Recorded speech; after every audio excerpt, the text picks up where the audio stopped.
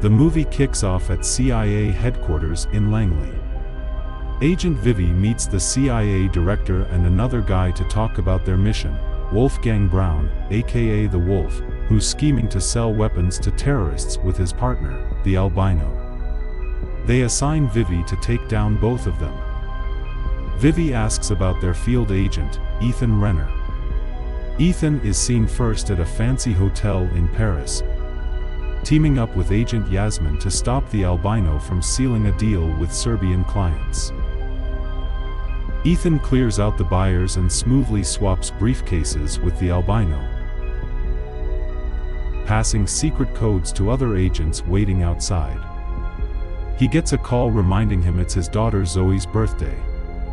He rushes to a payphone, leaving his wristwatch with a street vendor for coins.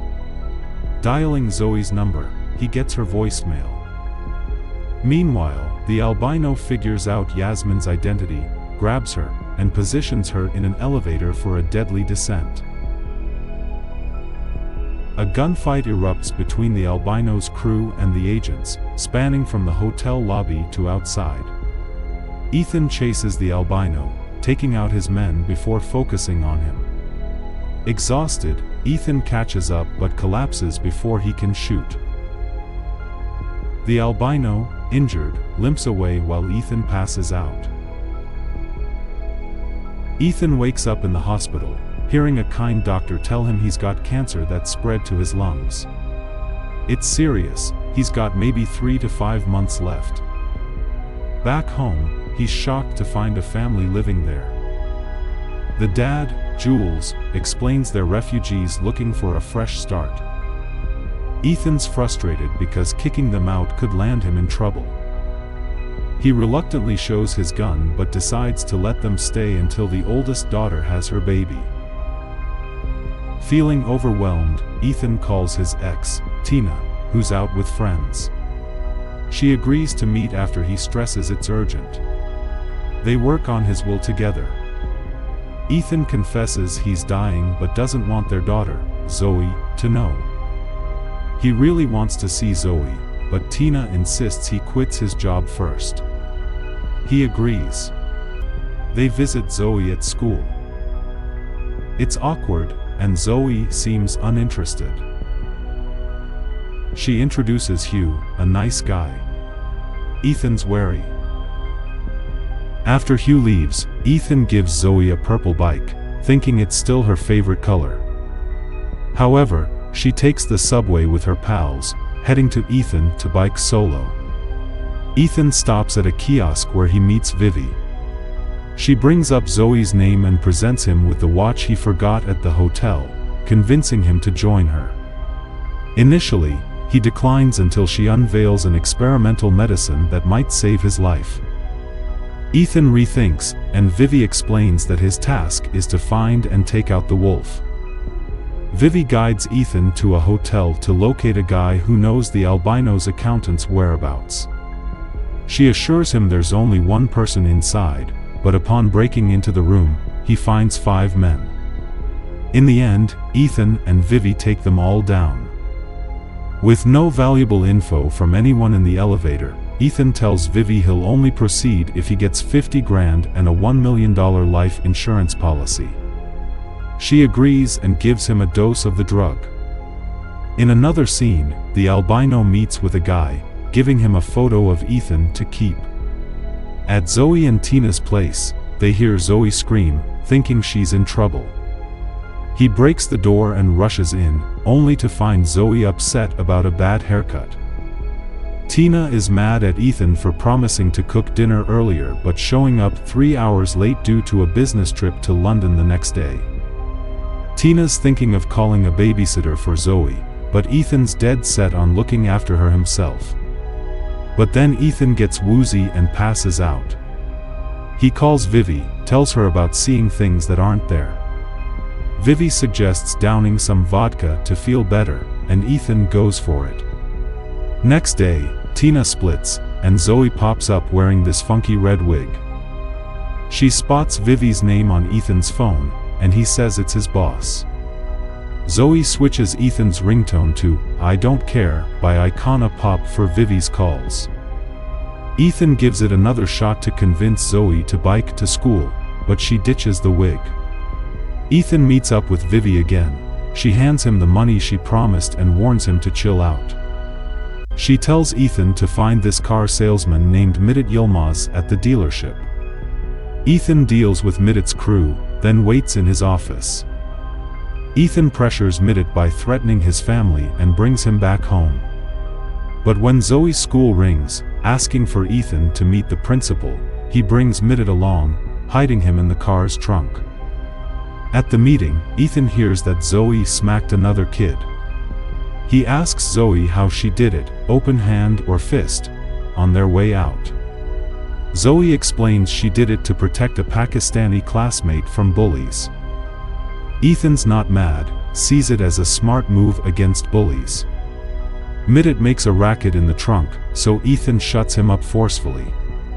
Zoe, upset by Ethan's behavior and his persistent cough, walks out on him. Later, she apologizes and invites him to her go-to spot, this small theme park with the flying chairs ride. Ethan starts out looking for an accountant but ends up meeting Zoe instead. They have a good time together, even sharing some hot chocolate. Zoe has to go study with her lab partner, so they part ways. Later, Ethan gets attacked by a guy with a shotgun, but luckily his bulletproof vest saves him. They struggle, and the attacker tries to stab Ethan in the neck, but Ethan fights back and ends up shooting the attacker dead. Afterward, Ethan finds out the attacker had a picture of him. When he gets home, he sees a message on Zoe's computer about meeting someone at the tattoo gallery. Worried, he rushes there and finds Zoe's purse in a car. Inside, he finds a flyer for a place called Spider. He learns from Madit's twin daughters that it's a party house. Ethan goes to Spider and finds Zoe there, drinking with her friends. He feels dizzy, so he drinks some vodka and follows her to the restroom where he sees 3 guys bothering her. Ethan fights them off and escorts Zoe away. The next morning, Zoe wakes up not remembering what happened the night before and still in her dress. Ethan tells her not to go to school like that and suggests she learn to ride a bike. Zoe argues that he never taught her, so Ethan spends the morning teaching her, earning applause from onlookers. Later, Zoe gets emotional and asks Ethan where he's been, wondering if he has another family and child. Ethan comforts Zoe, denying the rumor. Over time, Zoe admits hitting a girl at school for flirting with Hugh. Later, they spot Hugh taking Zoe to school. Ethan sees Guido, the accountant, being escorted and intervenes, kidnapping him and destroying the van. Ethan takes Guido to his place to swap briefcases with codes activating explosives held by the wolf and the albino. Zoe calls for a vegetarian recipe, so Ethan lets Guido share his mom's spaghetti sauce recipe over the phone. Returning home, Ethan finds Jules's daughter in labor. She names her baby after Ethan for his help, and they decide to stay longer. However, they prefer a cozier place. Ethan visits Zoe's house and learns Hugh invited her to prom. Zoe can't dance, so Ethan offers to teach her. Tina sees them dance and suggests Ethan reveal his health issues to Zoe. They end up sleeping together afterward. The next day, Vivi gives Ethan a ring and spills the beans that the albino is chilling at the Grand Hotel. Ethan heads there, spots the wolf, and chases after the bad guys in a car driven by Madit. Ethan smashes into their ride, shoving it off a bridge. The wolf and the albino make a run for it, while Ethan lets Madit off the hook so he can go back to his fam. Ethan tails the crooks into the subway but starts feeling lightheaded and gets a nosebleed. As he tries to blast the wolf, the albino drags a weak Ethan towards the tracks while the wolf tells the albino to finish Ethan off. Ethan digs deep and shoves the albino in front of a train coming his way. Then he blacks out. Ethan wakes up at Vivi's place, who fills him in on the wolf's getaway but also shares the good news about his treatment with the drug. Ethan, Zoe, and Tina link up with Hugh and his crew. Hugh's old man introduces Ethan to his buddy, the wolf. They kinda recognize each other and awkwardly shake hands. Hugh's folks then take everyone to a club. Eventually, Tina figures out that Ethan's on a mission, though she thinks he's been fibbing to her. He reassures her it's not the case.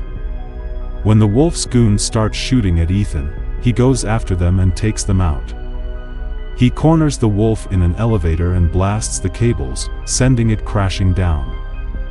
Hugh and Zoe sneak away to a quiet spot, where they dance and share their first kiss. Meanwhile, Ethan faces off against the wolf, but he can't muster the strength to shoot him and drops his gun. Vivi steps in, pushing the gun toward Ethan, urging him to finish the job. Ethan hesitates again, this time thinking about Tina and Zoe, and decides not to go through with it. Vivi takes action and shoots the wolf herself. Later, Ethan and Zoe spend time together in a beach house, even though Ethan didn't think he'd make it to Christmas. He talks with Tina about their struggles but reaffirms their commitment to each other. When Tina shows up in person, Ethan admits he hasn't always been there for her and Zoe. Zoe invites her mom in for hot chocolate made by Ethan. As they sit together, Zoe asks Ethan if he's staying for good this time. Meanwhile, Ethan finds a box with a syringe and a note from Vivi, who gave him a drug to extend his time with his family. Vivi watches them from a distance. Turn on alerts, like, and subscribe for more videos similar to this one. Thank you for watching.